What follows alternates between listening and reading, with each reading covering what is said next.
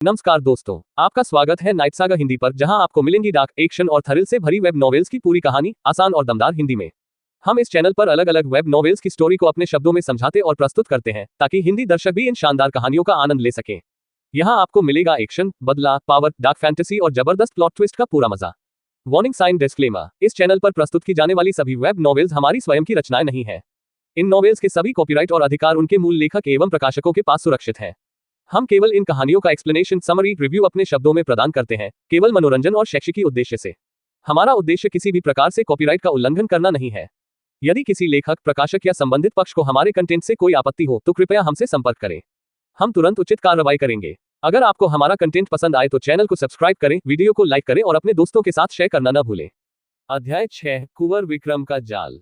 कुंवर Vikram Kong लू का चेहरा देखने लायक था। वह बुरी तरह बौखलाया हुआ था। 1 साल पहले योग्यता परीक्षा में अगर उसने इसी त्रिपर्ण अरुण फल वाले सवाल का सही जवाब दे दिया होता तो वह पास हो गया होता। लेकिन अफसोस, उसने गलत जवाब दिया, अपना पक्का शिष्य बनने का मौका गंवा दिया और उसे 1 साल और सड़ना पड़ा। अब विक्रम को इस सवाल का सही जवाब बहुत अच्छी तरह पता था, लेकिन आज इस सवाल को दोबारा सुनकर उसके पुराने घाव ताजा हो गए थे और उसे बहुत बेचैनी हो रही थी। जब 1 साल पहले मैं इस सवाल का जवाब नहीं दे पाया था, तो ये कल का लौंडा तेजस इसका जवाब कैसे दे सकता है? असंभव, विक्रम ने अपने दांत पीसते हुए मन ही मन सोचा। मंच पर खड़ी आचार्य माधवी ने एक बेहद तीखी और भेदने वाली नजर से तेजस को देखा। ये सवाल पूछने के पीछे उनका एक खास मकसद था। अगर तेजस जवाब नहीं दे पाता तो कोई बड़ी बात नहीं थी, आखिरकार 90% से ज्यादा कनिष्ठ साधकों को इसका जवाब नहीं पता था। लेकिन अगर तेजस ने इसका सही जवाब दे दिया तो इसका मतलब बहुत बहुत बड़ा होने वाला था। तेजस के चेहरे पर एक हल्की सी आत्मविश्वास से भरी मुस्कान आए और वह बोला, यह कोई बहुत मुश्किल सवाल नहीं है।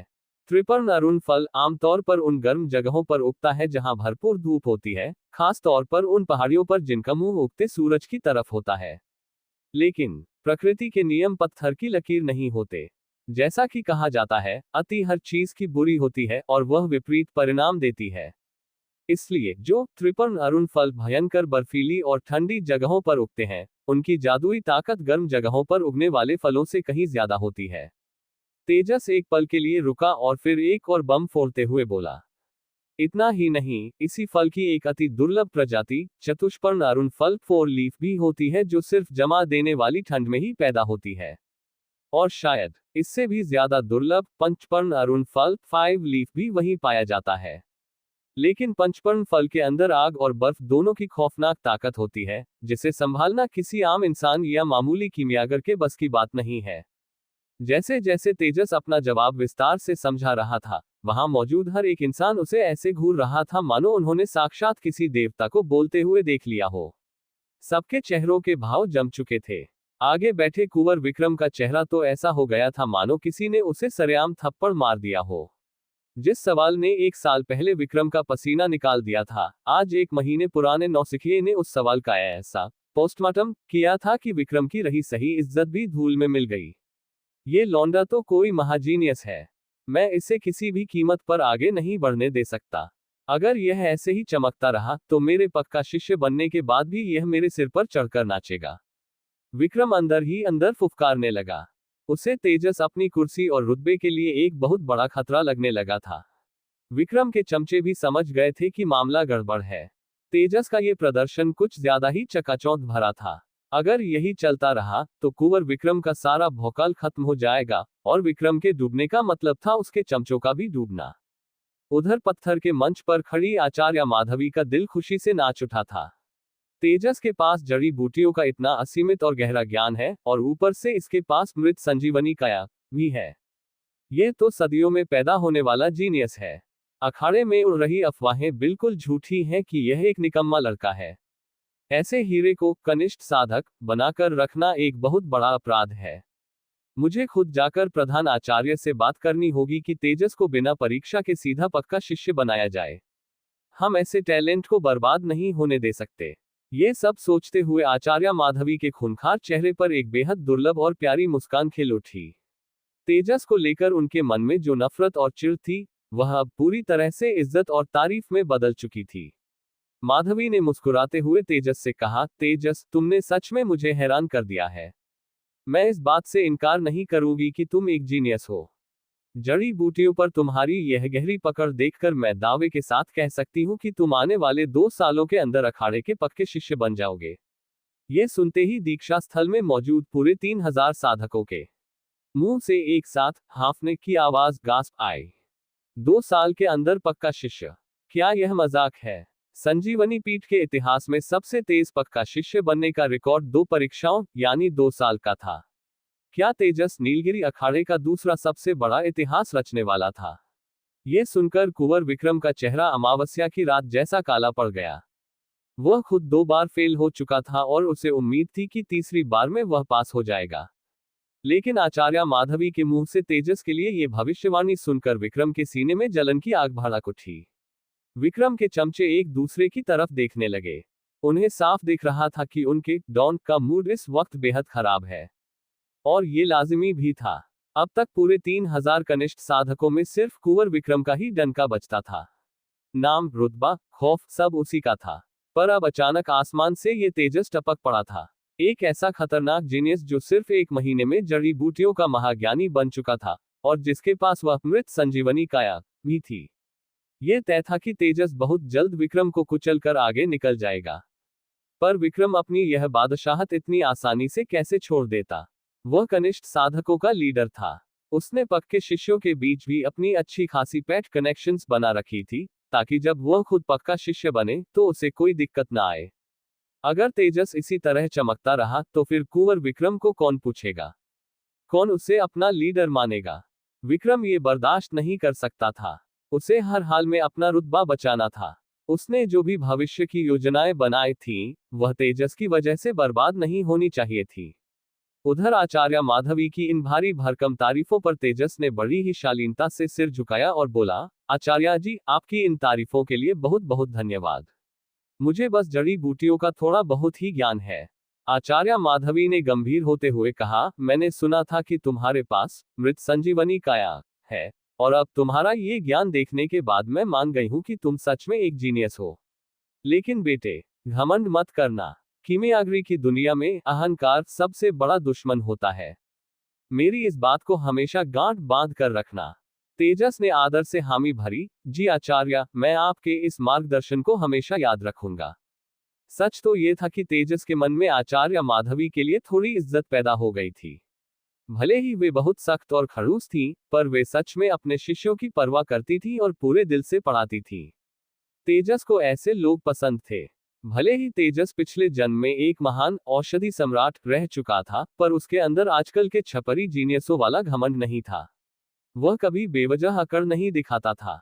अगर सामने वाला इंसान इज्जत के लायक होता तो तेजस दिल से उसका सम्मान करता था। तेजस की इस नम्रता को देखकर आचार्य माधवी और भी खुश हुई। उन्होंने सिर हिलाते हुए कहा, आज की दीक्षा यही समाप्त होती है। मैंने जो कुछ भी पढ़ाया है उसका अभ्यास करना।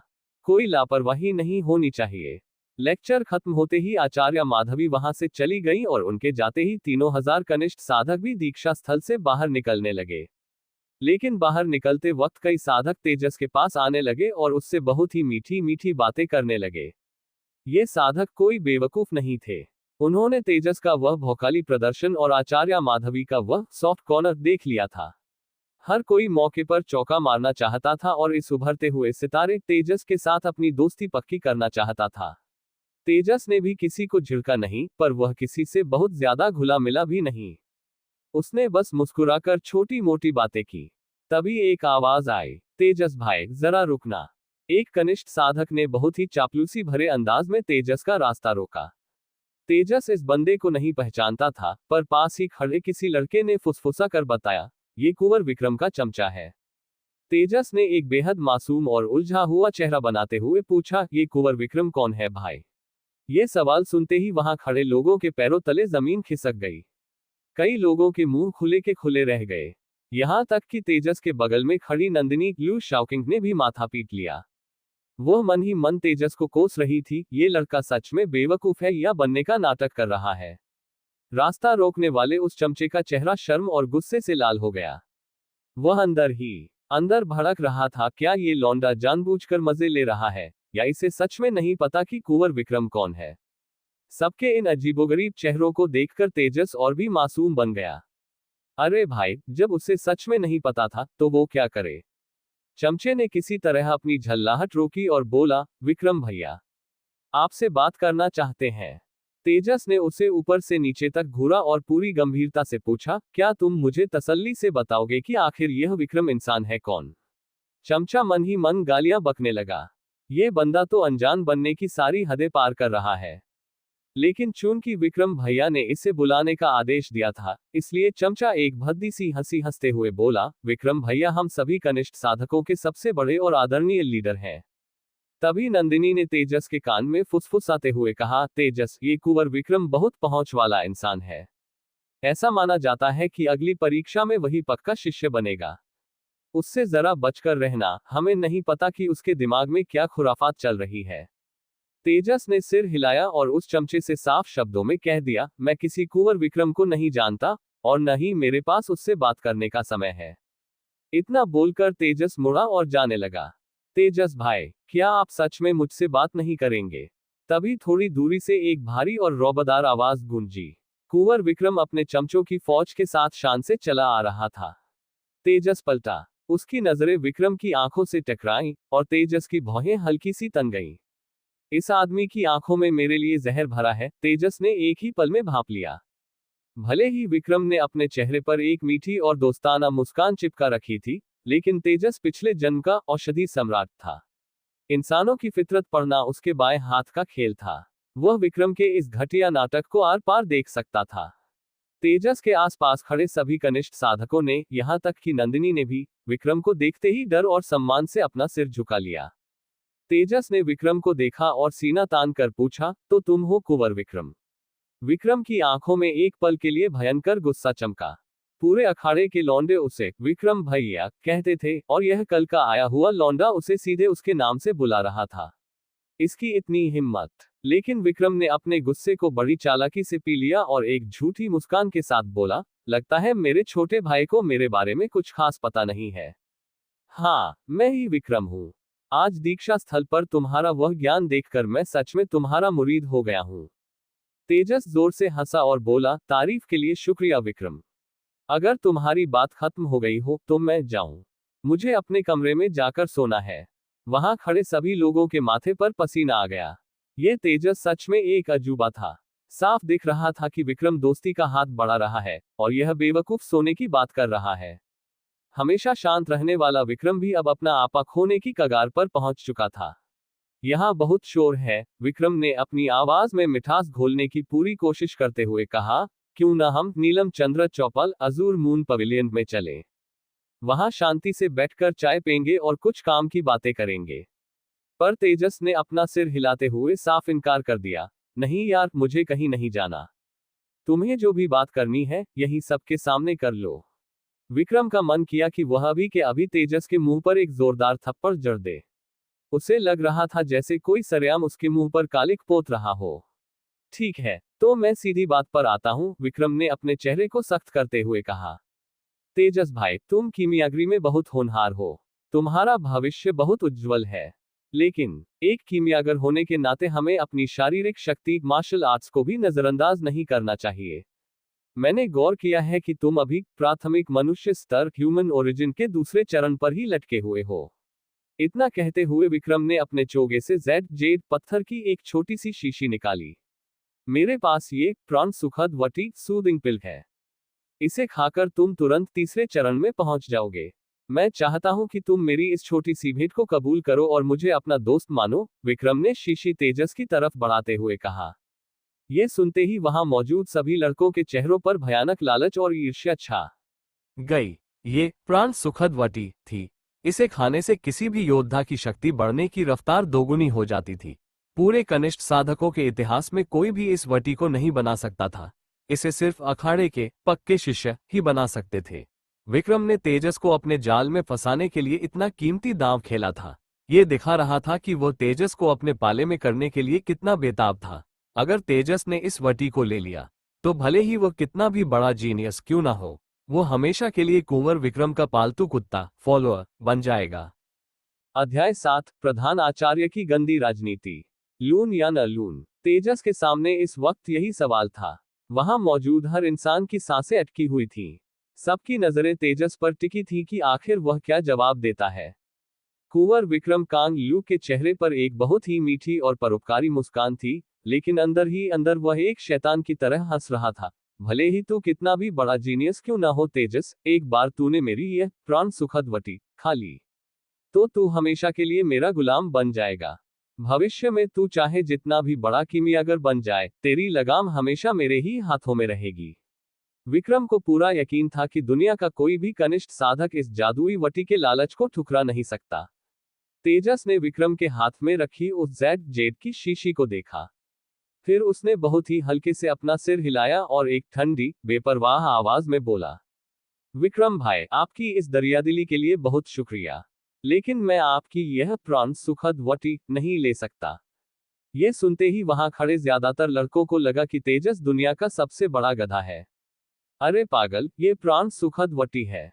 हम जैसे कनिष्ठ साधकों को तो इसके दर्शन भी नसीब नहीं होते, और यह बेवकूफ इसे ठुकरा रहा है। लेकिन कुछ समझदार लड़कों ने मन ही मन तेजस की तारीफ भी की। वे जानते थे कि अगर तेजस ने यह वटी ले ली तो वह सीधे विक्रम के बिछाए हुए जाल में फंस जाएगा। तेजस का ये ना सुनते ही कुंवर विक्रम के चेहरे की वह मीठी मुस्कान जम गई।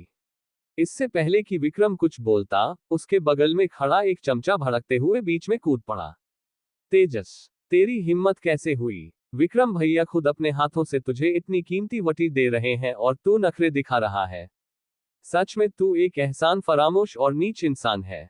इतनी भारी बेइज्जती के बावजूद तेजस के चेहरे की मुस्कान टस से मज नहीं हुई। उसे रत्ती भर भी गुस्सा नहीं आया। उसने बहुत ही शालीनता से जवाब दिया, मेरे भाई, तुम नाहक ही मुझ पर भड़क रहे हो।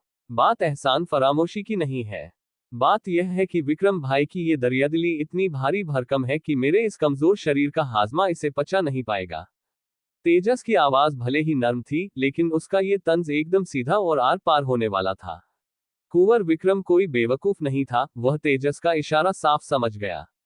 विक्रम के चेहरे से वह झूठी मुस्कान अब पूरी तरह गायब हो चुकी थी और उसकी जगह एक जानलेवा कठोरता ने ले ली थी। तेजस, एक बार फिर सोच लो, तुम यह वटी लोगे या नहीं? विक्रम की आवाज एकदम बर्फ की तरह ठंडी थी, और उसमें एक खौफनाक धमकी छुपी हुई थी। तेजस अभी भी बिंदास मुस्कुरा रहा था, मानो उसे विक्रम की इस धमकी से कोई फर्क ही न पड़ रहा हो। विक्रम भाई, क्या आप जबरदस्ती मेरे गले में हड्डी अटकाना चाहते हैं? मैंने कहा न, मैं यह वटी बिल्कुल नहीं ले सकता। आप इसे अपने ही इस्तेमाल के लिए रख लीजिए। विक्रम के होठों पर एक क्रूर मुस्कान आ गई। उसने धीरे से सिर हिलाया और वह शीशी वापस अपनी जेब में रख ली। विक्रम भैया, ये लौंडा बहुत उड़ रहा है। इजाजत हो तो अभी इसकी हड्डियां तोड़कर इसे इसकी औकात याद दिलाऊं। पहले वाले चमचे ने विक्रम की नजरों में चढ़ने के लिए चापलूसी करते हुए कहा। यह सुनते ही वहां खड़े बाकी लड़के डर के मारे पीछे खिसक गए। सबको लग रहा था कि अब यहां खून खराबा होने वाला है। उस पूरी भीड़ में सिर्फ एक नंदिनी लू शाओकिंग की थी जो डर से कांपने के बावजूद तेजस के बगल में डटी रही, वह पीछे नहीं हटी। विक्रम भैया, आप क्या करने की सोच रहे हैं? ये दीक्षा स्थल है। यहाँ संजीवनी पीठ के 4 महागुरुओं की मूर्तियां खड़ी हैं। आप यहाँ कोई गुंडागर्दी करने की जुर्रत नहीं कर सकते। नंदिनी ने हिम्मत जुटाते हुए गुस्से से कहा। तेजस को अंदर ही अंदर बहुत अच्छा लगा कि इस खौफनाक माहौल में भी यह छोटी सी लड़की उसके लिए ढाल बनकर खड़ी थी। विक्रम ने एक खूंखार नजर से नंदिनी को घूरा, जिसे देखकर नंदिनी की रूह कांप गई। लेकिन नंदिनी की बात में दम था। विक्रम दीक्षा स्थल के अंदर कोई बवाल करने का जोखिम नहीं ले सकता था। अगर मामला ऊपर तक गया तो उसकी सालों की मेहनत और पक्का शिष्य बनने का सपना मिट्टी में मिल सकता था। इसलिए विक्रम ने तेजस को घूरते हुए एक ठंडी, जहरीली मुस्कान दी और बोला, आज तुमने मुझे ठुकराया है तेजस। दुआ करना कि तुम्हें अपने इस फैसले पर खून के आंसू न रोने पड़े। इतना बोलकर विक्रम पलटा और वहां से चला गया। उसके चमचों ने भी जाते जाते तेजस को खौफनाक नजरों से घूरा। विक्रम के जाते ही जो कनिष्ठ साधक कुछ देर पहले तेजस के साथ मीठी मीठी बातें करके दोस्ती गांठना चाहते थे, वे सब ऐसे गायब हुए जैसे गधे के सिर से सींग। किसी ने तेजस से आंख तक नहीं मिलाई। अरे भाई पागल, कुत्ता थोड़े ही काटा है। तेजस ने सीधे अखाड़े के डॉन कुंवर विक्रम से पंगा ले लिया है। अब विक्रम इस तेजस का जो हश्र करेगा वो देखने लायक होगा। अगर हम तेजस के साथ खड़े रहे तो विक्रम हमें भी नहीं छोड़ेगा। पलक झपकते ही पूरा मैदान खाली हो गया। अब वहां सिर्फ तेजस और नंदिनी खड़े थे। नंदिनी ने उन भगोड़े और डरपोक लड़कों को हिकारत से देखा, लेकिन जब उसे याद आया कि तेजस ने आज कितनी बड़ी मुसीबत मोल ले ली है तो उसका दिल फिर से भारी हो गया। तेजस मुस्कुराया। उसने प्यार से नंदिनी की नाक खींची और बोला, अरे अपनी इन सुंदर भौहों को इतना मत सिकुड़ो, आसमान नहीं टूट पड़ने वाला। तेजस की इस हंसी को देखकर नंदिनी बुरी तरह झल्ला गई। तुम अभी भी दांत निपोर रहे हो। तुम्हें अंदाजा भी है कि कुंवर विक्रम से पंगा लेने का अंजाम क्या होता है? तेजस ने बड़ी मासूमियत से पूछा, क्या होता है? नंदिनी ने माथा पीट लिया और अपनी आंखें घुमाते हुए बोली, मैंने एक सीनियर दीदी से सुना था। पिछले साल किसी लड़के ने विक्रम से पंगा लिया था। विक्रम ने अपनी राजनीति से उस लड़के को ऐसा कुचला कि वह बेचारा परीक्षा में बैठने लायक ही नहीं बचा। तुम तो अभी 1 महीने पहले ही आए हो और तुमने आते ही अखाड़े के सबसे खतरनाक सांड को लाल कपड़ा दिखा दिया। मुझे समझ नहीं आ रहा कि तुम यहाँ बचोगे कैसे। नंदिनी की इस सच्ची चिंता को देखकर तेजस ने मुस्कुराते हुए उसके कंधे थपथपाए। अरे पगली, पंगा मैंने लिया है ना। जब मुझे कोई डर नहीं लग रहा तो तू क्यों अपनी जान सुखा रही है? नंदिनी ने गुस्से से पैर पटका, तेजस का हाथ झटक दिया और झल्लाते हुए बोली, कौन डर रहा है तुम्हारे लिए? भाड़ में जाओ तुम, मुझे कोई परवाह नहीं है। इतना बोलकर नंदिनी पैर पटकती हुई वहां से चली गई। तेजस उसे जाते हुए देखकर बेबसी से मुस्कुराया, लेकिन तभी उसकी आंखों में एक बर्फीली और खतरनाक चमक आ गई। हाँ, अब शांति तो नहीं रहने वाली। तेजस ने अंगड़ाई ली और अपने कमरे की तरफ चल पड़ा। उधर संजीवनी पीठ के सूर्य शिखर दरबार हेवन सन हॉल में यह दरबार अखाड़े की सबसे ऊंची चोटी पर बना था और देखने में किसी भव्य महल जैसा लगता था। इस वक्त हरे चोगे में लिपटी आचार्य माधवी दरबार के बीचों बीच खड़ी थी। उनके सामने एक ऊंचे और शाही सिंहासन पर संजीवनी पीठ का मुखिया प्रधान आचार्य एकदम तनकर बैठा था। उसका चेहरा बेहद कठोर और अड़ियल था। एक कोने में नेकदिल आचार्य विद्याधर भी चुपचाप खड़े थे। आचार्य माधवी ने प्रधान आचार्य के सामने आदर से सिर झुकाया और कहा, प्रधान आचार्य जी, आज दीक्षा स्थल पर मैंने खुद तेजस की परीक्षा ली। वह लड़का सच में एक पैदाइशी जीनियस है। उसे एक मामूली कनिष्ठ साधक बनाकर रखना उसके हुनर की घोर बर्बादी है। मेरी आपसे विनती है कि आप नियमों में एक अपवाद एक्सेप्शन करें और तेजस को तुरंत पक्का शिष्य घोषित कर दें। यह सुनते ही कोने में खड़े आचार्य विद्याधर की आंखें खुशी से चमक उठी। उन्होंने माधवी को कृतज्ञता भरी नजरों से देखा। माधवी ने भी हल्के से सिर हिलाकर उन्हें ढाढ़स बंधाया, लेकिन सिंहासन पर बैठे उस अड़ियल प्रधान आचार्य के चेहरे पर कोई भाव नहीं आया। उसने एक ठंडी और बेरुखी भरी आवाज में कहा, संजीवनी पीठ के नियम पत्थर की लकीर है। उन्हें किसी के लिए नहीं तोड़ा जा सकता। माधवी की भौहें तन गईं। उन्होंने थोड़ा जोर देकर कहा, लेकिन प्रधान आचार्य जी, तेजस का हुनर कोई मामूली बात नहीं है। वह एक ऐसा हीरा है जो भविष्य में हम सबके रिकॉर्ड तोड़ देगा। अगर हम उसे अभी पक्का शिष्य बना दें तो हमारी पीठ को बहुत जल्द एक महान कीमियागर मिल जाएगा। प्रधान आचार्य ने अपनी ठंडी आंखों से माधवी को देखा और ताना मारते हुए बोला, माधवी, क्या तुम कुछ ज्यादा ही ख्याली पुलाव नहीं पका रही हो? माधवी ने निडर होकर जवाब दिया, मैं रत्ती भर भी बड़ा चढ़ाकर नहीं बोल रही हूँ। उस लड़के की काबिलियत हमारे इतिहास के उन 4 महारथियों 4 एलीट्स से कम नहीं है। प्रधान आचार्य के होठों पर एक घमंडी मुस्कान आ गई। भले ही वह 4 महारथियों के बराबर हो, लेकिन उन महारथियों ने भी नियम तोड़कर कोई शॉर्टकट नहीं लिया था। माधवी का चेहरा सख्त हो गया और कोने में खड़े आचार्य विद्याधर ने मन ही मन एक भारी आह भरी। प्रधान आचार्य ने अपना फैसला सुनाते हुए कहा, माना कि वह लड़का होनहार होगा, लेकिन हर जीनियस को तपने और घिसने की जरूरत होती है। उसे बाकी कनिष्ठ साधकों के साथ मिट्टी में सनने दो, धक्के खाने दो। संजीवनी पीठ के नियम नहीं टूटेंगे। माधवी कुछ बोलना चाहती थी, पर उनके पास शब्द नहीं बचे थे। दरबार से बाहर निकलते हुए माधवी और विद्याधर दोनों के चेहरे लटके हुए थे। अगर हमारे मुखिया की सोच ही इतनी घटिया और छोटी होगी तो हमारी संजीवनी पीठ कभी आबाद नहीं हो सकती। विद्याधर ने गुस्से से दांत पीसते हुए कहा। माधवी भी प्रधान आचार्य की इस गंदी राजनीति से बुरी तरह खफा थी। अब हम कुछ नहीं कर सकते विद्याधर जी। अब सब कुछ तेजस के ही हाथों में है। अगर उसने खुद को उन 4 महारथियों से भी बड़ा साबित कर दिया तो शायद ये घमंडी प्रधान आचार्य उसे कुचलना बंद कर दे, माधवी ने गहरी सांस लेते हुए कहा। और अगर इसके बावजूद प्रधान आचार्य अपनी घटिया हरकतों से बाज नहीं आया तो? विद्याधर ने चिंता से पूछा। माधवी की आंखों में एक खतरनाक चमक आ गई। तो फिर हमारे पास आखिरी रास्ता यही बचेगा कि हम पूरे नीलगिरी अखाड़े के सर्वोच्च गुरु sect master of purple mist sect को बीच में लाएं। विद्याधर ने सिर हिलाया। शायद यही एक रास्ता बचेगा। अफसोस, बेचारे तेजस को खामखा पिसना पड़ रहा है। दीक्षा स्थल वाली घटना को बीते हुए पूरा 1 महीना हो चुका था और इस 1 महीने में कुंवर विक्रम ने अपनी गंदी चालें चलना शुरू कर दिया था। उसने अपने गुंडों और चमचों को औषधि वाटिका अर्ब गार्डन के रास्तों पर पहरा देने के लिए बिठा दिया था। उसका आदेश साफ था, जैसे ही तेजस वहां दिखे उसे किसी भी हालत में वाटिका के अंदर मत घुसने देना। विक्रम की चाल बहुत ही घटिया और सटीक थी। अगर तेजस वाटिका में नहीं जा पाएगा तो वह नई जड़ी बूटियों के बारे में पढ़ नहीं पाएगा, और अगर वह पढ़ेगा नहीं तो आने वाली योग्यता परीक्षा में पक्का फेल हो जाएगा। लेकिन विक्रम के गुंडे पूरे 1 महीने तक वाटिका के बाहर मक्खियां मारते रहे, उन्हें तेजस की परछाई तक नजर नहीं आई। असल में तेजस ने वाटिका जाने के बारे में सोचा तक नहीं था। महीने की उन 2 बोरिंग दीक्षा क्लासों को छोड़कर तेजस अपने कमरे से बाहर ही नहीं निकला था। कुंवर विक्रम का ये सारा मास्टर प्लान बुरी तरह फ्लॉप हो गया था। उधर अपने लकड़ी के कमरे में तेजस पालथी मारे बैठा था। उसकी आंखें कड़ाई से बंद थीं और उसके माथे से पसीने की बूंदें टपक रही थीं। काफी देर तक जूझने के बाद तेजस ने गहरी सांस छोड़ते हुए आंखें खोली। उसके चेहरे पर बेबसी और थकान थी। धत्तेरे की, कोई फायदा नहीं हो रहा। इस शरीर का अस्थि बल सच में एकदम रद्दी है। मेरे शरीर की 72 नाड़ियों मरिडियंस में से आधी नाड़ियां बुरी तरह ब्लॉक पड़ी हैं। बिना किसी जादुई वटी पिल के इन नाड़ियों को खोलना असंभव है, तेजस ने हताशा से कहा। पिछले 2 महीनों से तेजस दुनिया वालों को भले ही एक आवारा और आलसी लड़का लग रहा हो, लेकिन बंद कमरों में वह दिन रात अपने शरीर की इन ब्लॉक नाड़ियों को खोलने की जद्दोजहद कर रहा था ताकि उसकी ताकत बढ़ सके। लेकिन समस्या ये थी कि वह अभी बहुत कमजोर था।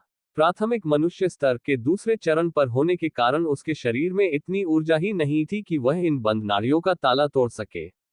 इसे ठीक करने का एक ही तरीका था, कुछ बेहद खास जादुई गोलियां पिल्स। लेकिन तेजस अभी सिर्फ एक कनिष्ठ साधक था। उसे गोलियां बनाने की इजाजत ही नहीं थी। अगर वह बिना गोलियों के सिर्फ अपनी मेहनत से इन नाड़ियों को खोलने बैठेगा तो उसे 8 से 10 साल लग जाएंगे। क्या मजाक है? मुझ जैसा महान औषधि सम्राट 10 साल तक नाड़ियां ही खोलता रहेगा। लगता है मुझे चुपके से कुछ गोलियां बनाने का जुगाड़ करना ही पड़ेगा, तेजस ने मन ही मन एक खतरनाक फैसला लेते हुए सोचा। लेकिन संजीवनी पीठ के नियम बहुत खूंखार थे। कनिष्ठ साधकों का काम सिर्फ जड़ी बूटियों के नाम रटना था। उन्हें जादुई भट्टी पिल फर्नेस को छूने तक की इजाजत नहीं थी। भट्टी पर सिर्फ पक्के शिष्यों का हक था। इतना असीमित ज्ञान और हुनर होने के बावजूद तेजस बिना भट्टी के एकदम अपाहिज महसूस कर रहा था। यह उसके लिए सच में खून खौला देने वाली स्थिति थी। तभी अचानक एक दिन तेजस, नंदिनी और उनके साथ 1 महीने पहले आए बाकी नए लड़कों को एक जगह बुलाया गया। वे कुल 9 लोग थे जो दीक्षा स्थल पर लाइन लगाकर खड़े थे। उनके सामने एक छोटे कद का बौना सा आचार्य खड़ा था, जिसके चेहरे पर बहुत ही चिड़चिड़ाहट थी। उसने अपने हाथ पीछे बांध रखे थे। तुम 9 के 9 कान खोलकर सुन लो, उस बौने आचार्य ने चिल्लाते हुए कहा। कुछ ही देर में यहाँ अखाड़े के पक्के शिष्य आने वाले हैं जो तुम में से किसी एक को अपना चेला अप्रेंटिस चुनेंगे। तुम में से हर एक को अगले 6 महीने तक किसी एक पक्के शिष्य के साथ काम करना होगा और उससे सीखना होगा। ये बहुत ही सुनहरा मौका है, इसलिए चुपचाप उनकी गुलामी करना और काम सीखना, समझ गए? ये सुनकर तेजस को छोड़कर बाकी 8 लड़कों नंदिनी समेत के चेहरे खुशी से खिल उठे। तेजस का चेहरा भले ही शांत था, पर अंदर ही अंदर उसके दिमाग की घंटी बज चुकी थी। क्या बात है, अगर मैं किसी पक्के शिष्य के साथ उसकी जगह पर चला गया तो मुझे पक्का उस जादुई भट्टी पिल फर्नेस के पास जाने का मौका मिल जाएगा, और फिर मेरी गोलियां तैयार। तेजस ने एक शातिर मुस्कान के साथ मन ही मन सोचा। अध्याय 8, गुरु सुदामा और शातिर तेजस। कुछ ही देर में सफेद रेशमी चोगे पहने हुए दर्जनों लड़के लड़कियां हंसते खिलखिलाते हुए दीक्षा स्थल पर आ पहुंचे। ये सभी संजीवनी पीठ के पक्के शिष्य ऑफिशियल डिसाइपल्स थे। तेजस को छोड़कर नंदिनी और बाकी सभी नए कनिष्ठ साधक इन पक्के शिष्यों को बहुत ही खौफ और इज्जत भरी नजरों से देख रहे थे। आचार्य भृगु, हम आ गए हैं। उन पक्के शिष्यों के झुंड में से सबसे आगे चल रहे एक घमंडी से नौजवान ने उस बौने आचार्य को प्रणाम करते हुए कहा। आचार्य भृगु ने सिर हिलाया और तेजस वाली लाइन की तरफ इशारा करते हुए कहा, ये इस साल के नए कनिष्ठ साधक हैं। तुम लोग अपनी पसंद का एक एक चेला चुन सकते हो। इतना बोलकर बौने आचार्य वहां से खिसक लिए। अब उन सभी पक्के शिष्यों की पैनी नजरें तेजस और बाकी लड़कों पर गड़ गईं। वे उन्हें ऐसे घूर रहे थे जैसे कसाई बकरों को घूरता है। तेजस को छोड़कर बाकी 8 लड़के लड़कियां नर्वस होकर पसीने पसीने होने लगे। आखिर उनके सामने अखाड़े के वो सीनियर खड़े थे जिनका रुतबा उनसे कहीं ज्यादा था। लेकिन तेजस, वह एकदम बिंदास खड़ा था। जैसे वे पक्के शिष्य उसे ऊपर से नीचे तक घूर रहे थे, तेजस भी पूरी बेशर्मी से उन्हें घूरकर उनका मुआयना कर रहा था। जल्द ही तेजस ने एक अजीब बात नोटिस की। वे पक्के शिष्य जानबूझकर बार बार तेजस की तरफ देख रहे थे और उनकी आंखों में एक बहुत ही घटिया सी मजाक उड़ाने वाली चमक थी। इनका क्या चक्कर है? तेजस ने मन ही मन सोचा। माना कि मैं इन सबसे ज्यादा हैंडसम हूं, पर लड़कों का मुझे ऐसे घूरना थोड़ा अजीब है। झुंड के आगे खड़े उस घमंडी नौजवान ने एक रहस्यमयी मुस्कान दी। उसने जानबूझकर तेजस की आंखों में आंखें डाली, एक ताना मारती हुई स्माइल दी और फिर तेजस के बगल में खड़े एक दूसरे लड़के को चुन लिया। मैं इसे चुनता हूं, उस नौजवान ने कहा। वह चुना हुआ लड़का खुशी से पागल हो गया और उसने तुरंत उस नौजवान के पैर छू लिए। बाकी लड़के उसे भयानक जलन से देखने लगे। साफ दिख रहा था कि वह नौजवान पक्के शिष्यों के बीच बहुत बड़ा रुतबा रखता था और उसका चेला बनना किसी लॉटरी लगने से कम नहीं था। तू मेरे साथ चल। हाँ, तू ठीक लग रहा है, तू मेरे पीछे आ। एक एक करके सभी नए लड़के लड़कियों को चुन लिया गया। यहां तक कि नंदिनी ग्लू शाओकिंग को भी एक बहुत ही खूबसूरत सीनियर दीदी ने अपना चेला बना लिया। अब लाइन में सिर्फ तेजस अकेला खड़ा था। किसी ने भी उसे नहीं चुना था। मजे की बात यह थी कि शुरुआत में सभी पक्के शिष्य तेजस में बहुत दिलचस्पी दिखा रहे थे, पर आखिर में सबने उसे दूध में से मक्खी की तरह निकाल कर फेंक दिया। तेजस थोड़ा डिप्रेशन में आ गया। क्या मैं सच में इतना बुरा हूं? पर अगले ही पल तेजस ने खुद को दिलासा दिया, नहीं, कमी मुझमें नहीं है। ये सारे पक्के शिष्य साले अंधे हैं। हाँ, यही बात है। दूर खड़ा बौना आचार्य भृगु ये सब देखकर ठंडी हंसी हंस रहा था। उसने मन ही मन बुदबुदाते हुए कहा, इस बेवकूफ तेजस ने कुंवर विक्रम से पंगा ले लिया है और इसे अभी तक हवा भी नहीं है कि इसके साथ क्या खेल हो रहा है। वहां खड़े सारे पक्के शिष्य अब खुलकर तेजस का मजाक उड़ा रहे थे और उस पर हंस रहे थे। पर तेजस ने इसे दिल पर नहीं लिया। अगर इन्हें मैं नहीं चाहिए तो भाड़ में जाएं। मैं अपना भट्टी पिल फर्नेस तक पहुंचने का कोई और जुगाड़ निकाल लूंगा। तभी वह घमंडी नौजवान जिसने पहला लड़का चुना था तेजस के पास आया और मजे लेते हुए बोला, क्या तुम सोच रहे हो कि हम में से किसी ने तुम्हें क्यों नहीं चुना? तेजस ने पूरी मासूमियत से सिर हिलाया और बोला, हाँ यार, सच में समझ नहीं आ रहा। क्या तुम लोगों को किसी ने बताया नहीं कि मेरे पास मृत संजीवनी काया है? ये सुनकर वहां खड़े सभी पक्के शिष्यों का मुंह खुला का खुला रह गया। ये लौंडा कितना बेशर्म है, अपनी तारीफ खुद ही किए जा रहा है। उस नौजवान ने एक ठंडी हंसी हंसी और बोला, पता होने से क्या उखड़ जाता। हमें पहले ही ऊपर से आदेश मिल चुका था कि कोई भी तुम्हें अपना चेला नहीं बनाएगा। अगर तुम नीलगिरी अखाड़े में अपनी जिंदगी नर्क नहीं बनाना चाहते तो तुम्हें सोच समझकर अपने कदम उठाने चाहिए थे। ये सुनते ही तेजस के दिमाग की बत्ती जल गई। उसे समझ आ गया कि यह सब किसका किया धरा है। ये कुंवर विक्रम की बिछाई हुई बिसात थी। लेकिन तेजस इस बात से थोड़ा हैरान जरूर हुआ कि विक्रम, जो खुद अभी कनिष्ठ साधक था, उसने पक्के शिष्यों तक अपनी सेटिंग कनेक्शंस बिठा रखी थी। तेजस, उस नौजवान ने एक ताने भरे लहजे में कहा, संजीवनी पीठ में बिना पावर और सेटिंग के एक पत्ता भी नहीं हिलता। भले ही तुम्हारे पास कोई जादुई काया हो, पर यहाँ के नियम और बाप लोगों के सामने तुम्हें झुकना ही पड़ेगा। इतनी अकड़ अच्छी नहीं है। तेजस के चेहरे पर अभी भी वही बिंदास मुस्कान थी। उसने मजे लेते हुए पूछा, भाई साहब, आपका शुभ नाम क्या है? नौजवान ने गुर्राते हुए कहा, नाम जानने से तेरा कोई भला नहीं होने वाला। मेरा नाम शमशेर सिंह है। तेजस ने सिर हिलाया और खुद से बुदबुदाते हुए बोला, शमशेर सिंह? नाम सुनकर तो नहीं लगता कि तू कोई शरीफ इंसान है। ये सुनते ही वहां खड़े सभी लोगों के पैरों तले जमीन खिसक गई। वे तेजस को ऐसे देख रहे थे जैसे वह कोई पागल हो जो सरेआम मौत को दावत दे रहा हो। शमशेर सिंह का चेहरा गुस्से से लाल हो गया और उसने तेजस को थप्पड़ मारने के लिए हाथ उठा लिया। अहम अहम, ये जादुई गोलियां बनाने की पवित्र जगह है। सब लोग अपनी जबान और हाथों पर काबू रखें। तभी दूर खड़े आचार्य भृगु ने खांसते हुए चेतावनी दी। शमशेर ने अपने दांत पीसे, पर आखिरकार उसने अपना हाथ नीचे कर लिया। तेजस अभी भी वैसे ही मुस्कुरा रहा था, मानो उसे पहले से पता था कि शमशेर की उसे मारने की औकात नहीं है। तेजस, तू सच में एक कीड़ा है जिसे अपनी औकात नहीं पता। कुंवर विक्रम, तुझे कुचलने के लिए काफी है, मुझे अपने हाथ गंदे करने की जरूरत ही नहीं है, शमशेर ने फुफकारते हुए कहा। तेजस हंसा और बोला, मैं वो इंसान हूं जो गीदड़ भभकियों से नहीं डरता। अपनी ये धमकियां अपने पास ही रख। शमशेर ने घृणा से मुंह फेरा। वह इस गधे पर और समय बर्बाद नहीं करना चाहता था। उसने बाकी पक्के शिष्यों को चलने का इशारा किया। जरा रुकिए शमशेर भैया। तभी पीछे से एक बहुत ही दब्बू और सहमी हुई आवाज आई। शमशेर रुका, पीछे पलटा और अपने चेहरे पर एक झूठी मुस्कान लाते हुए बोला, अरे सुदामा भाई, कहो क्या बात है।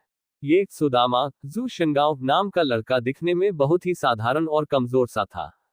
हालांकि वह भी एक पक्का शिष्य था, पर बाकी शिष्यों के चेहरों के भाव बता रहे थे कि पक्के शिष्यों के ग्रुप में इस सुदामा की कोई इज्जत या रुतबा नहीं था। वह एकदम निचले दर्जे का शिष्य था। सुदामा ने थोड़ा झिझकते हुए कांपती उंगली से तेजस की तरफ इशारा किया और बोला, मैं इस तेजस को अपना चेला बनाना चाहता हूँ। ये सुनते ही तेजस का दिल खुशी से नाच उठा, पर उसने अपने चेहरे पर कोई भाव नहीं आने दिया। वहीं शमशेर और बाकी पक्के शिष्यों की भौहें तन गईं। शमशेर ने सुदामा को एक ठंडी और खतरनाक नजर से देखा। सुदामा, इसका क्या मतलब है? सुदामा ने डरते हुए अपना सिर नीचे झुका लिया और धीमी आवाज में बोला, मैं आजकल कुछ खास औषधियां बनाने में बहुत व्यस्त हूँ। मुझे मदद के लिए एक चेले की सख्त जरूरत है। कृपया मुझे इसे ले जाने दीजिए। शमशेर अंदर ही अंदर बहुत भड़का हुआ था। वह मना करने ही वाला था कि अचानक उसके शातिर दिमाग में एक ख्याल आया। ये सुदामा पक्के शिष्यों में सबसे फिसड्डी और रद्दी इंसान है। अगर तेजस इस सुदामा के साथ जाएगा तो इसे वहां खाक कुछ सीखने को नहीं मिलेगा। उल्टा ये सुदामा के साथ सड़कर बर्बाद हो जाएगा। और दूसरी बात, अगर तेजस को किसी ने भी नहीं चुना तो ऊपर वालों की नजर में आ जाएगा कि शमशेर और विक्रम ने मिलकर तेजस के खिलाफ कोई गंदी राजनीति की है। इसलिए सुदामा को यह कचरा तेजस ले जाने देना ही सबसे सुरक्षित चाल थी। ये सोचकर शमशेर के चेहरे पर एक कमीनी मुस्कान आ गई। उसने सुदामा के कंधे पर हाथ रखा और बोला, अगर सुदामा भाई को मदद की जरूरत है तो शौक से इस तेजस को ले जाओ। बस इस बात का ध्यान रखना कि इस लौंडे की अकड़ ठिकाने लगा देना, ताकि हम पक्के शिष्यों की कहीं बेइज्जती न हो। सुदामा ने एक डरी हुई सी मुस्कान दी और शमशेर के सामने जल्दी जल्दी सिर हिलाया। शमशेर ने जाते जाते तेजस को एक आखिरी बार घूरा, हिकारत से हाँ किया और अपने चमचों के साथ वहां से चला गया। नंदिनी जब अपनी नई सीनियर गुरु के साथ जा रही थी तो उसने मुड़कर तेजस को देखकर एक राहत भरी स्माइल दी। तेजस ने भी उसे आंख मारकर विदा किया। तेजस भाई, मेरे साथ चलो, सुदामा ने तेजस से कहा। उसकी आवाज में पक्के शिष्यों वाला वह घमंड या रौब बिल्कुल नहीं था। वह बहुत ही सीधा और प्यारा इंसान लग रहा था। तेजस ने सुदामा को गौर से देखा।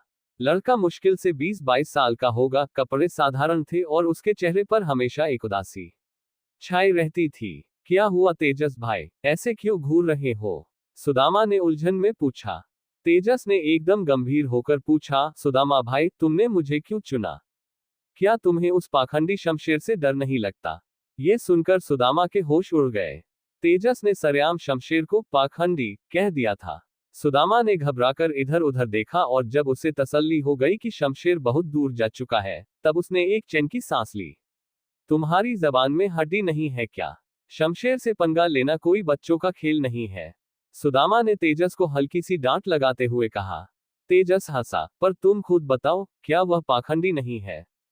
सुदामा निशब्द रह गया। उसने इस खतरनाक टॉपिक को यहीं छोड़ देना ही बेहतर समझा।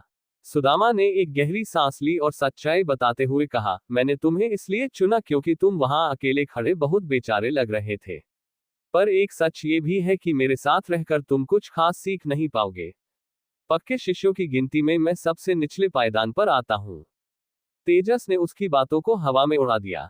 उसने एकदम ब्रो ब्रो वाले अंदाज में सुदामा के कंधे पर हाथ रखा और एक बड़ी सी स्माइल देकर बोला, भाई, इस दुनिया में अपनी औकात और सच्चाई पता होना सबसे बड़ा ज्ञान है। तुम टेंशन मत लो। सुदामा तेजस को ऐसे देखने लगा जैसे वह कोई एलियन हो। एक कनिष्ठ साधक चेला एक पक्के शिष्य गुरु के कंधे पर हाथ रखकर उसे ज्ञान दे रहा था। ये बहुत अजीब था। चलो ठीक है, अब चलते हैं। मुझे जाकर अपनी औषधियां पकानी है, सुदामा ने ज्यादा दिमाग न लगाते हुए कहा। वह तेजस को लेकर दीक्षा स्थल से बाहर निकला और पक्के शिष्यों के रिहायशी इलाके की तरफ चल पड़ा। रास्ते में तेजस ने बातों बातों में सुदामा से पक्के शिष्यों की दुनिया के कई राज उगलवा लिए। पता चला कि पक्के शिष्यों के अंदर भी क्लास सिस्टम, जातिवाद चलता था। अपर क्लास, मिडिल क्लास और लोअर क्लास। सुदामा जैसे सीधे सादे लोग लोअर क्लास में आते थे, जबकि वह घमंडी शमशेर अपर क्लास का डॉन था। और इन सब से ऊपर होते थे परम शिष्य, ट्रू डिसाइपल्स, जो पूरे अखाड़े के भगवान माने जाते थे।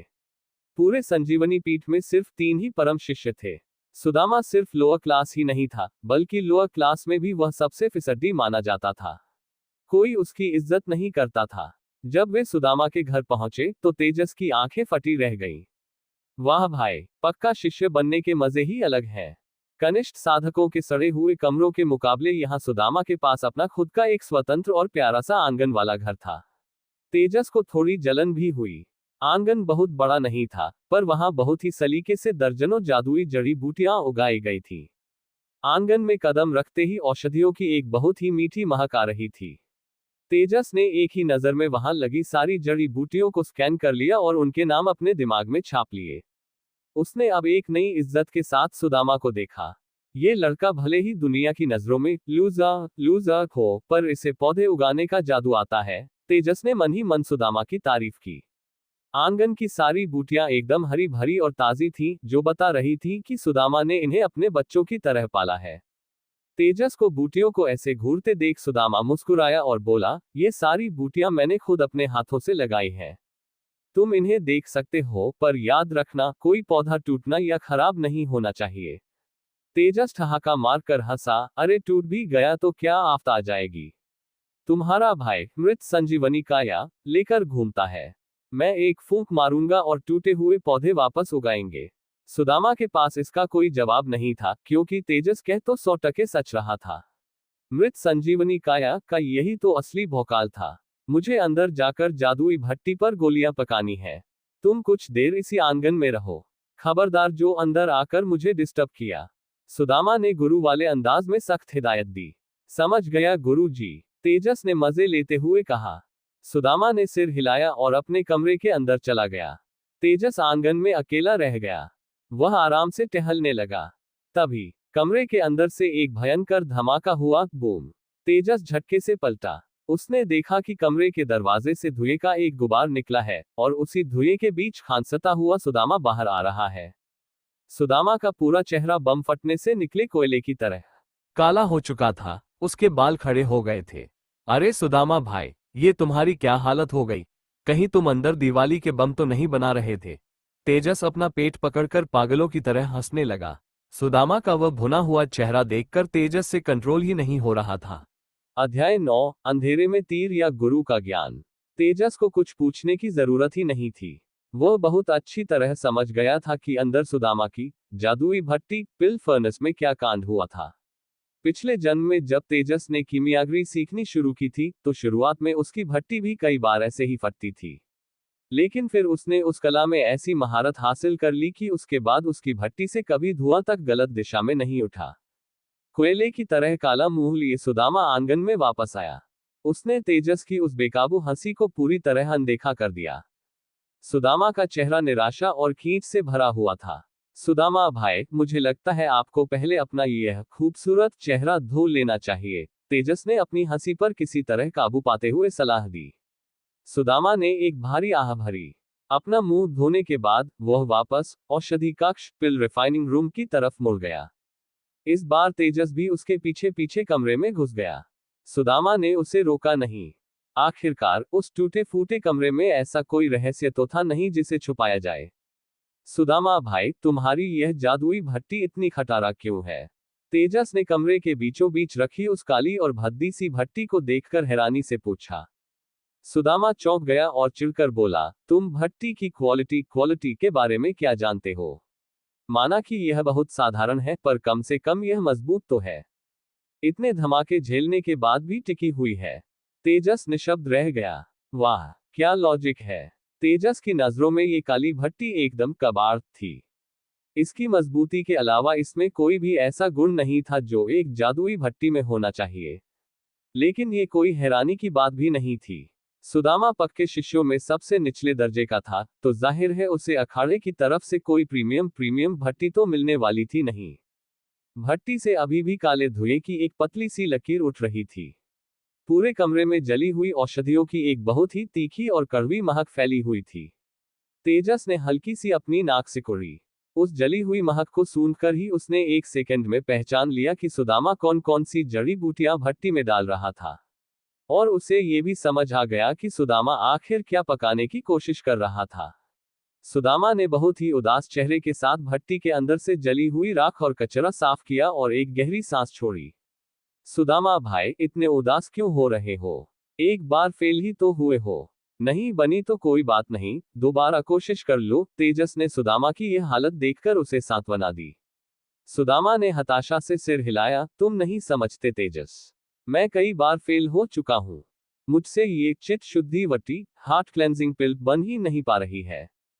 तेजस मुस्कुराया और बिंदास अंदाज में बोला, अरे तो क्या हुआ, एक मामूली चित्त शुद्धि वटी ही तो है। नहीं बन रही तो छोड़ो यार, भाड़ में जाने दो। अरे कैसे छोड़ दूं? सुदामा लगभग रोने वाले स्वर में बोला। पक्के शिष्य होने के नाते हमें हर महीने एक परीक्षा देनी पड़ती है। इस महीने का टास्क यही चित्त शुद्धि वटी बनाना है।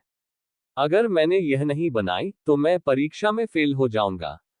तेजस ने उलझन में पूछा, और अगर फेल हो गए तो क्या होगा? फांसी पर चढ़ा देंगे। फांसी से भी बुरा होगा। अगर मैं फेल हुआ तो अगले महीने मुझे औषधि वन गुरुकुल पिल फॉरेस्ट एकेडमी में पढ़ने का समय कम मिलेगा। और फिर मेरे और बाकी पक्के शिष्यों के बीच का फासला और भी बड़ा हो जाएगा। सुदामा ने अपना दुखड़ा रोते हुए कहा। ये औषधि वन गुरुकुल क्या बला है? तेजस ने फिर पूछा। सुदामा का मन किया कि वह सच में रो दे। मैं यहाँ अपनी जिंदगी के सबसे बुरे दौर से गुजर रहा हूँ, और ये लौंडा मुझसे जनरल नॉलेज जीके के सवाल पूछ रहा है। इसे मुझे दिलासा देना चाहिए या मेरा इंटरव्यू लेना चाहिए? तेजस को भी एहसास हुआ कि वह कुछ ज्यादा ही सवाल पूछ रहा है। उसने एकदम सीरियस चेहरा बनाया, सुदामा के कंधे पर हाथ रखा और बोला, सुदामा भाई, तुम्हें हकीकत का सामना करना चाहिए। भले ही तुम उस गुरुकुल में चले भी जाओ, तुम्हारे और बाकी शिष्यों के बीच का फासला तब भी उतना ही बड़ा रहेगा। तुम उनसे पीछे ही रहोगे। उद्धरण चिन्ह उद्धरण चिन्ह। सुदामा खून के घूंट पीकर रह गया। उसे अपने फैसले पर भयंकर पछतावा हो रहा था। मैंने इस मनहूस को अपना चेला क्यों चुना? क्या ये यहाँ मेरा बचा खुचा कॉन्फिडेंस भी तोड़ने आया है? सुदामा का लटका हुआ चेहरा देखकर तेजस ने मजाक करना बंद कर दिया। उसने कहा, अभी महीने का अंत नहीं हुआ है, क्या पता अगली बार बन जाए। सुदामा ने सिर हिलाया, कहना आसान है तेजस, मैं इस वटी को बनाने की 5 बार कोशिश कर चुका हूँ। हर बार मैं इसी आखिरी स्टेप पर आकर फेल हो जाता हूँ, और मुझे समझ ही नहीं आ रहा कि मैं गलती कहाँ कर रहा हूँ। तो फिर तुम किसी और पक्के शिष्य से क्यों नहीं पूछ लेते? तेजस ने सुझाव दिया। सुदामा ने एक कड़वी हंसी हंसी, यहाँ सब एक दूसरे के दुश्मन और कॉम्पिटिटर है। कोई मुझे अपनी सीक्रेट रेसिपी क्यों बताएगा? तेजस ने सिर हिलाया। बात तो पते की थी। खैर छोड़ो, तुम्हें ये सब बताकर भी क्या फायदा। तुम बस ये लिस्ट लो और बाहर आंगन से मुझे ये जड़ी बूटियां ला कर दो। अगर कोई बूटी न पहचान सको तो मुझसे पूछ लेना। सुदामा ने तेजस की तरफ एक कागज बढ़ाते हुए कहा। तेजस ने वह कागज पिल फॉर्मूला पकड़ा। उसने बस एक सरसरी निगाह डाली और समझ गया कि चित्त शुद्धि वटी बनाने का सारा सामान आंगन में मौजूद था। पलक झपकते ही तेजस सारी जड़ी बूटियां तोड़कर ले आया। तेजस की यह सुपरफास्ट स्पीड देखकर सुदामा थोड़ा चौंका जरूर, पर उसने ज्यादा दिमाग नहीं लगाया। तुम चाहो तो यहीं रुककर देख सकते हो, आखिर भविष्य में तुम्हें भी तो गोलियां बनानी ही है। सुदामा ने तेजस को बाहर नहीं निकाला, बल्कि उसे वहीं रहकर सीखने का मौका दिया। तेजस चुपचाप कमरे के कोने में रखे एक स्टूल पर बैठ गया और बड़ी शांति से सुदामा की कलाकारी देखने लगा। सुदामा ने अपने चेहरे से सारी निराशा हटाई और एकदम ध्यान फोकस की मुद्रा में आ गया। उसने भट्टी पर अपना हाथ मारा और अंदर एक तेज आग धधक उठी। कीमियागरी के लिए आग सबसे जरूरी थी। सुदामा जिस लेवल का कीमियागर था, वह साधारण आग का इस्तेमाल करता था जो आम आग से थोड़ी ज्यादा गर्म होती थी। भट्टी धीरे धीरे गर्म होने लगी और पूरा कमरा भट्टी की आंच से तपने लगा। सुदामा के इस अति गंभीर चेहरे को देखकर तेजस को अंदर ही अंदर बहुत हंसी आ रही थी। सुदामा ऐसे भट्टी के सामने खड़ा था मानो वह गोली बनाने नहीं, बल्कि बॉर्डर पर जंग लड़ने और शहीद होने जा रहा हो। भट्टी के गर्म होते ही अब उसमें जड़ी बूटियां डालने का समय आ गया था। सुदामा ने एक एक करके बहुत ही सावधानी से जड़ी बूटियां भट्टी में डालनी शुरू की। ये देखते ही तेजस ने अपनी आंखें सिकुड़ी और उसके होठों पर एक बहुत ही शातिर मुस्कान आ गई। अच्छा, तो ये गड़बड़ कर रहा है, तेजस ने मन ही मन फुसफुसाते हुए कहा। वह एक ही सेकंड में समझ गया था कि सुदामा हर बार फेल क्यों हो रहा था। तेजस को 100% यकीन था कि सुदामा इस बार भी फेल होगा। लेकिन तेजस ने मुंह नहीं खोला। वह बस चुपचाप तमाशा देखने लगा। और जैसा तेजस ने सोचा था, सारी बूटियां अंदर जाते ही भट्टी के अंदर से एक अजीब सी गड़गड़ाहट की आवाज आने लगी। यह मनहूस आवाज सुनते ही सुदामा की आंखों में फिर से निराशा छा गई। और तभी बूम, एक जोरदार धमाका हुआ। भट्टी के अंदर की आग तुरंत बुझ गई और एक बार फिर भयंकर काले धुएं का एक गुबार उड़ा, जिसने सुदामा के चेहरे पर फिर से कालिक पोत दी। तेजस का मन किया कि वह जमीन पर लोट लोट कर हंसे, पर सुदामा के उस रोने वाले चेहरे को देखकर उसने किसी तरह अपनी हंसी कंट्रोल की। सुदामा सच में बहुत दुखी था, पर उसे इस धमाके की उम्मीद थी, इसलिए वह इस बार ज्यादा नहीं चौंका। बिना एक शब्द बोले वह चुपचाप भट्टी के अंदर से जली हुई राख साफ करने लगा। तेजस भी चुपचाप उठा, आंगन में गया और एक बार फिर चित्त शुद्धि वटी का सारा सामान तोड़कर कमरे में ले आया। जब सुदामा कोने में निराश बैठा था, तेजस ने सारी बूटियां उसके सामने रखी और बोला, सुदामा भाई, एक बार और ट्राई करो। क्या पता इस बार किस्मत साथ दे दे। सुदामा ने हताशा से सिर हिलाया, नहीं यार, अब और बूटियां बर्बाद करने का कोई फायदा नहीं है। तेजस की आंखों में एक अजीब सी चमक आ गई। उसने मुस्कुराते हुए कहा, सुदामा भाई, एक कीमियागर होकर तुम इतनी जल्दी हार कैसे मान सकते हो? अगर तुम सिर्फ 5-6 बार फेल होकर ऐसे देवदास बन जाओगे, तो सोचो उन महान कीमियागरों का क्या होगा जो सैकड़ों हजारों बार फेल होने के बाद भी भट्टी के सामने डटे रहते हैं। क्या उन्हें जाकर नदी में कूद जाना चाहिए? तेजस के इन शब्दों ने सुदामा के दिमाग में जैसे कोई घंटी बजा दी। वह सुन्न सा रह गया। तेजस ने अपनी बात जारी रखी, कीमियागरी का दूसरा नाम ही असफलता है। लेकिन जब तुम आखिरकार एक बार सफल हो जाते हो ना, तो तुम्हारी वो सारी हजारों नाकामियां उस एक जीत के सामने छोटी पड़ जाती हैं। सुदामा भाई, क्या तुम नहीं चाहते कि जो पक्के शिष्य आज तुम्हारा मजाक उड़ाते हैं, वो कल तुम्हारे पैरों में झुके? ये सब बोलते हुए अनजाने में ही तेजस की यादें अपने पिछले जन्म सिद्ध रसायन तपोभूमि के शुरुआती दिनों में चली गई थी और उसके मुंह से एक गहरी आह निकल गई। तेजस की इन भौकाली बातों को सुनकर सुदामा की आंखों में छाई वह निराशा और कायरता धीरे धीरे गायब होने लगी। उसके अंदर एक नई आग भड़क उठी और वह झटके से खड़ा हो गया। तेजस, मैंने सपने में भी नहीं सोचा था कि एक कनिष्ठ साधक होकर तुम मुझ जैसे पक्के शिष्य को ऐसा ज्ञान दोगे कि मेरी आंखें खुल जाएंगी। तुम बिल्कुल सही कह रहे हो। एक कीमियागर को फेल होने से कभी नहीं डरना चाहिए। मेरे पास अभी भी मौका है। मैं उन सबको अपनी औकात दिखाकर रहूंगा जो मुझे कीड़ा समझते हैं। सुदामा ने पूरे जोश और आक्रामकता डिफायंस के साथ दहाड़ते हुए कहा। तेजस ने तारीफ भरी नजरों से उसे देखा। माना कि सुदामा के पास टैलेंट नहीं था, शक्ल अच्छी नहीं थी और न ही उसका अस्थि बल खास था, लेकिन उसके अंदर एक सच्चे कीमियागर की आत्मा जरूर थी और तेजस इस बात की इज्जत करता था। अपना पूरा फोकस वापस लाते हुए सुदामा फिर से भट्टी के सामने खड़ा हो गया। उसने एक लंबी गहरी सांस ली और अपने मन को शांत किया। तेजस, क्या तुम्हें लगता है कि मैं इस बार कर पाऊंगा? सुदामा ने अचानक मुड़कर पूछा। तेजस ने एक कातिल स्माइल दी, 100%। सुदामा भी मुस्कुराया, चलो तुम्हारा ये कॉन्फिडेंस उधार लेता हूं। जब सुदामा ने दोबारा प्रक्रिया शुरू की तो उसका चेहरा इतना सीरियस था मानो वह दुनिया का सबसे अहम ऑपरेशन कर रहा हो। उसकी आंखें बिना पलक झपकाए भट्टी पर टिकी थीं। जब जड़ी बूटियां डालने का समय आया तो तेजस ने एकदम कैजुअल अंदाज में कहा, सुदामा भाई एक काम करो, इस बार हरित दीप्ति घास ग्रीन ब्राइट ग्रास को सबसे पहले डालना और उस गुलाबी वाले हृदय कमल हार्ट फ्लावर को एकदम आखिर में डालना। शायद रिजल्ट कुछ बेहतर आए। सुदामा के हाथ हवा में रुक गए। उसने बहुत ही उलझन भरी नजरों से तेजस को देखा। एक पल के लिए वह हिचकिचाया, पर फिर उसने अपने दांत पीसे और अपनी अक्ल लगाने के बजाय तेजस की बात मान ली। उसने सबसे पहले हरित दीप्ति घास डाली, फिर बाकी बूटियां और सबसे आखिर में वह गुलाबी हृदय कमल डाला। भट्टी का ढक्कन बंद करते हुए सुदामा की सांसें अटकी हुई थीं। उसका दिल जोर जोर से धड़क रहा था कि कहीं फिर से बम न फट जाए। पर तेजस एकदम चिल बैठा था। अगर मेरी बताए इस रेसिपी के बाद भी यह भट्टी फट गई तो मुझे औषधि सम्राट की अपनी उपाधि से इस्तीफा देकर चुल्लू भर पानी में डूब जाना चाहिए। तेजस ने मन ही मन सोचा। 2 घंटे बीते, 4 घंटे बीते, 6 घंटे बीत गए। सुदामा बिना पलक झपकाए भट्टी को घूरे जा रहा था। भट्टी के अंदर से इस बार गड़गड़ाहट की कोई आवाज नहीं आई। सब कुछ एकदम शांत और परफेक्ट चल रहा था। भट्टी के अंदर चित्त शुद्धि वटी धीरे धीरे अपना आकार ले रही थी। अचानक सुदामा के चेहरे पर एक पागलों वाली खुशी छा गई। वह इतना एक्साइटेड हो गया कि वह लगभग हवा में उछल पड़ा।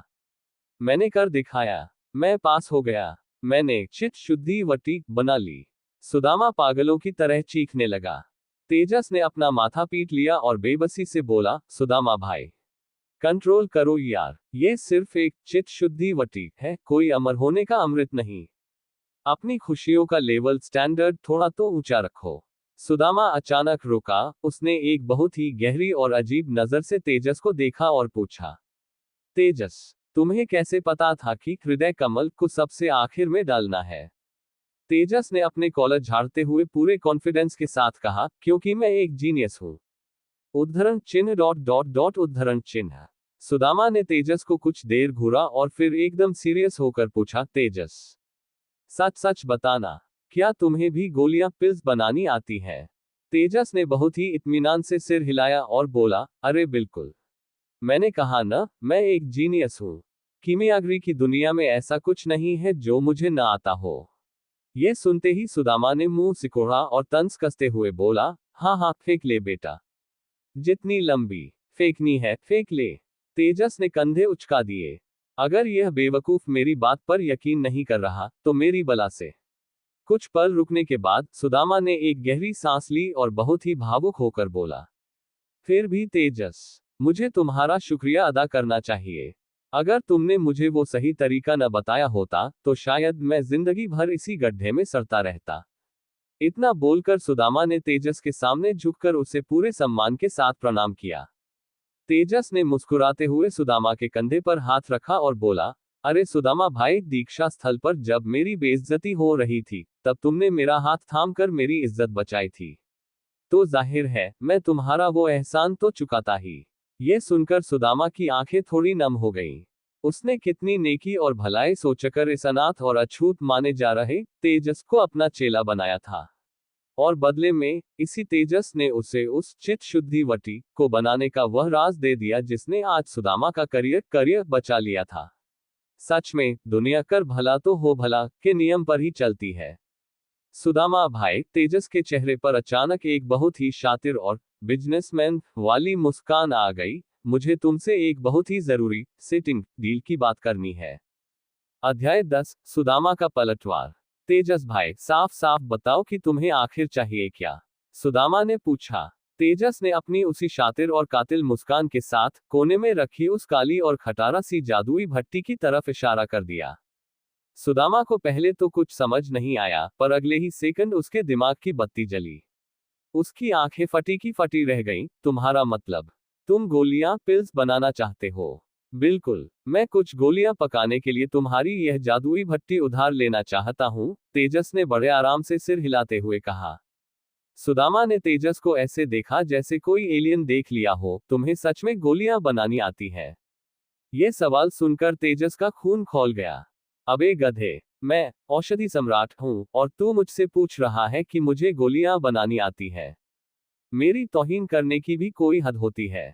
लेकिन फिर तेजस ने सोचा कि एक मामूली कनिष्ठ साधक अप्रेंटिस का गोलियां बनाने की बात करना सच में हजम न होने वाली बात थी।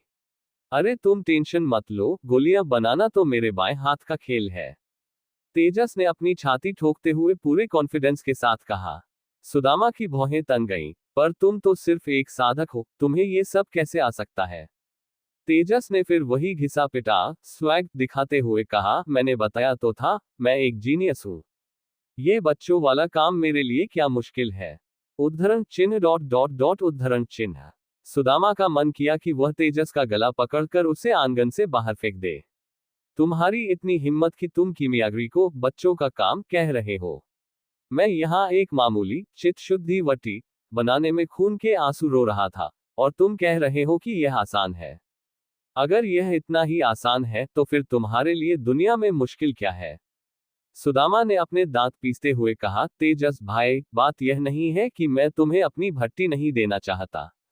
पर कीमियागरी कोई बच्चों का खेल नहीं है। और सबसे बड़ी बात, संजीवनी पीठ के नियम बहुत सख्त हैं। कनिष्ठ साधकों को भट्टी छूने तक की इजाजत नहीं है। अगर तुम सिर्फ अपने शौक या जिज्ञासा के लिए ये सब करना चाहते हो, तो मैं इसकी इजाजत कतई नहीं दे सकता। तेजस निशब्द रह गया। अबे एहसान फरामोश, अभी 2 मिनट पहले ही मैंने तेरा डूबता हुआ करियर बचाया है, और अब तू मेरे सामने नियमों का सत्यवादी हरिश्चंद्र बन रहा है। तेजस ने मुंह सिकोड़ते हुए ताना मारा, अरे सुदामा भाई, नियम तो निर्जीव होते हैं, हम इंसान तो जिंदा है ना। और मैं कोई टाइम पास करने के लिए गोलियां नहीं बना रहा। सच कहूं तो मेरा तजुर्बा तुम्हारे तजुर्बे से 100 गुना ज्यादा है। क्या तुम चाहते हो कि मैं तुम्हें अपना असली जलवा दिखाऊं? सुदामा हिचकिचाने लगा। वह पैदाइशी सीधा और ईमानदार इंसान था, इसलिए उसे तेजस की यह गैरकानूनी बात पच नहीं रही थी। ये देखकर तेजस ने एक मास्टर स्ट्रोक खेला, ठीक है, अगर तुम मुझे अपनी भट्टी इस्तेमाल करने दोगे, तो मैं जो जादुई गोली बनाऊंगा उसमें से एक गोली तुम्हें भी दूंगा। ये सुनते ही सुदामा के कान खड़े हो गए। तुम कौन सी गोली बनाने वाले हो? अगर वो मुमकिन हुई तो तुम क्यों मेहनत करोगे, मैं ही तुम्हारे लिए बना दूंगा ना। तेजस ने सुदामा को एक ऐसी हिकारत भरी नजर से देखा मानो वह किसी कीड़े को देख रहा हो। माफ करना भाई, पर तुम्हारी औकात नहीं है कि तुम वह गोली बना सको। तेजस ने एकदम साफ शब्दों में बेइज्जती करते हुए कहा। सुदामा भड़क गया, मुझे यकीन नहीं होता। ऐसी कौन सी गोली है जो मैं नहीं बना सकता और तुम बना लोगे? तेजस के चेहरे पर एक शैतानी मुस्कान आ गई। मैं नाड़ी भेदन वटी पल्स ओपनिंग पिल बनाने वाला हूं। क्या तुम बना सकते हो? सुदामा का मुंह खुला का खुला रह गया। ये नाड़ी भेदन वटी क्या बला है? तेजस जोर से हंसा, जब तुम्हें इस वटी का नाम तक नहीं पता, तो तुम मेरी खाक मदद करोगे? तुम रहने दो, मैं खुद ही बना लूंगा। सुदामा को बहुत शर्मिंदगी महसूस हुई। उसे लगा था कि एक पक्का शिष्य होने के नाते वह इस नए लड़के की मदद कर देगा, लेकिन उसे तो इस वटी का नाम तक नहीं पता था। सुदामा का यह उतरा हुआ चेहरा देखकर तेजस ने मुस्कुराते हुए समझाया, ये नाड़ी भेदन वटी एक बहुत ही ऊंचे दर्जे सुपीरियर की गोली है। अगर तुम्हें इसके बारे में नहीं पता, तो इसका मतलब है कि तुम्हारे लेवल के लोगों तक इसका फॉर्मूला पहुंचा ही नहीं है। तेजस एक पल के लिए रुका और फिर अपनी बिजनेस डील पक्की करते हुए बोला, मैं यह वटी इसलिए बना रहा हूं ताकि मैं अपने शरीर की 36 ब्लॉक्ड मेरिडियंस को खोल सकूं। जब यह वटी बन जाएगी तो मैं तुम्हें 2 गोलियां दूंगा ताकि तुम भी अपनी बंद नाड़ियां खोल सको। सच में? सुदामा की आंखों में लालच चमक उठा। जाहिर है, इस नाड़ी भेदन वटी के फायदे कोई मामूली बात नहीं थे। अगर यह सच में बन सकती थी, तो तेजस को भट्टी देने में कोई बुराई नहीं थी। तेजस ने हाँ करते हुए कहा, बिल्कुल सच।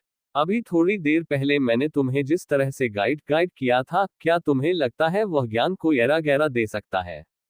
सुदामा ने सोचा तो बात एकदम सच लगी।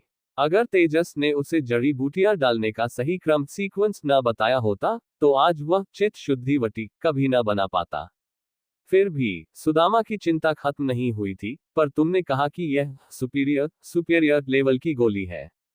क्या तुम सच में इसे बना पाओगे? गोलियों पिल्स की दुनिया में फर्स्ट रैंक से नीचे की गोलियों को निचले दर्जे का माना जाता है, और यह निचला दर्जा भी 3 हिस्सों में बटा होता है: इंफीरियर, अनफीरियर, मीडियम और सुपीरियर। नाड़ी भेदन वटी एक सुपीरियर दर्जे की गोली थी। भले ही यह निचले दर्जे में आती थी, लेकिन इसकी ताकत लगभग फर्स्ट रैंक की गोलियों के बराबर थी। सुदामा को अपनी औकात पता थी। वह इंफीरियर गोलियां तो बना लेता था, पर मीडियम गोलियां बनाने में भी उसके पसीने छूट जाते थे।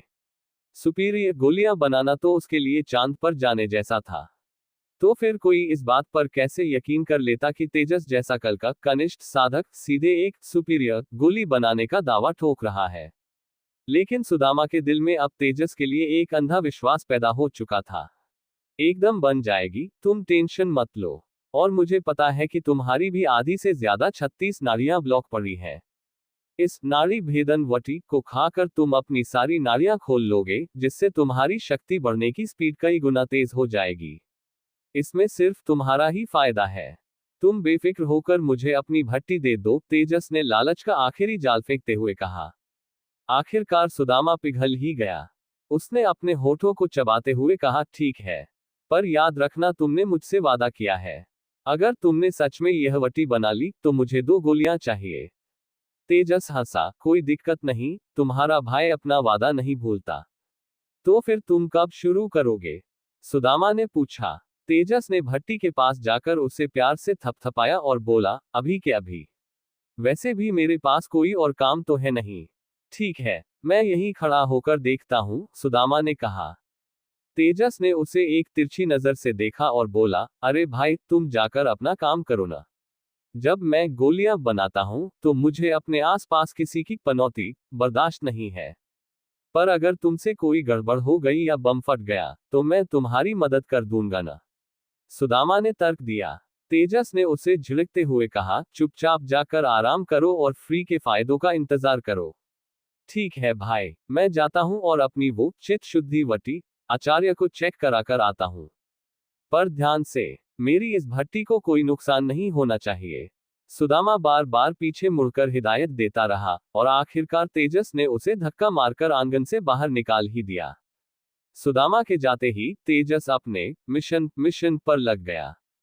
नाड़ी भेदन वटी बनाने के लिए बहुत सारी जड़ी बूटियों की जरूरत थी। पर तेजस की किस्मत अच्छी थी कि सुदामा के उस छोटे से आंगन में वह सारी बूटियां मौजूद थी। इससे तेजस की बहुत बड़ी मेहनत बच गई। सारा सामान इकट्ठा करने के बाद तेजस औषधि कक्ष पिल रिफाइनिंग रूम के अंदर घुसा और उसने दरवाजा अंदर से बंद कर लिया। उस काली और खटारा भट्टी को घूरते हुए तेजस के चेहरे से वह हंसी मजाक वाला स्वैग पूरी तरह गायब हो गया। अब उसके चेहरे पर एक बहुत ही गहरा और गंभीर भाव था। एक समय था जब वह दुनिया की सबसे महान और दिव्य जादुई भट्टियों का इस्तेमाल करता था, और आज उसे इस कबाड़ भट्टी से काम चलाना पड़ रहा था। यह भट्टी इतनी साधारण थी कि तेजस को याद भी नहीं आ रहा था कि उसने आखिरी बार ऐसा कबाड़ कब छुआ था। खैर छोड़ो, कुछ न होने से तो कुछ होना बेहतर है, तेजस ने मन ही मन एक आह भरते हुए कहा। उसने अपना हाथ उस भट्टी पर मारा और अंदर आग धधकने लगी। कीमियागरी पूरी तरह से आग का खेल थी।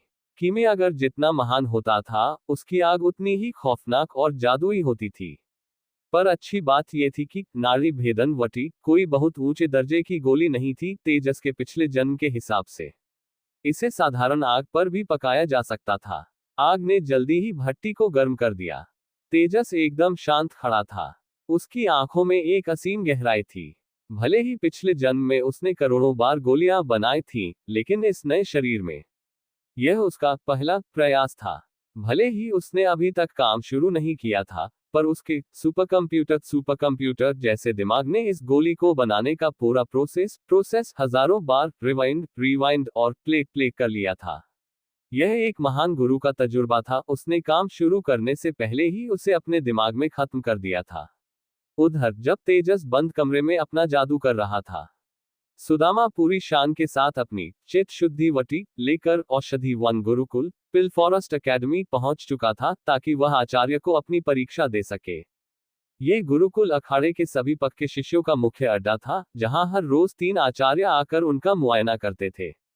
इस वक्त गुरुकुल में कई पक्के शिष्य मौजूद थे जो एक एक करके आचार्य को अपनी बनाई हुई गोलियां दिखा रहे थे। अरे, ये सुदामा यहाँ क्या कर रहा है? इस समय तो इसे अपनी भट्टी पर रोते हुए होना चाहिए था ना।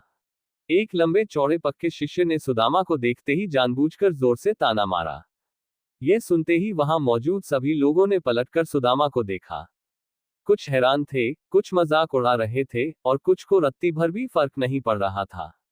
वहां बैठे आचार्य ने सुदामा को देखा, अपनी भौहें सिकुड़ी और कड़क आवाज में पूछा, सुदामा, तुम यहाँ क्यों मटर गश्ती कर रहे हो? महीने का अंत आने वाला है, क्या तुम अपनी वो वटी नहीं बना रहे हो? ये सुनते ही कई पक्के शिष्य दांत निपोरकर हंसने लगे। ये साफ दिखा रहा था कि सुदामा की वहां कोई इज्जत नहीं थी।